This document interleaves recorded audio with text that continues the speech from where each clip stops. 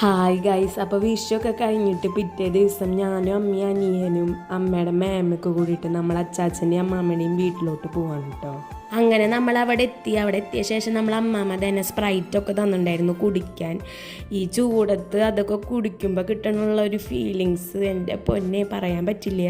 അങ്ങനെ ടില്ലിമോനൊക്കെ വന്നിട്ടുണ്ടായിരുന്നു. അങ്ങനെ ഞങ്ങൾ തന്നെ ഫുഡ് കഴിക്കാൻ വേണ്ടി പോവാണ്.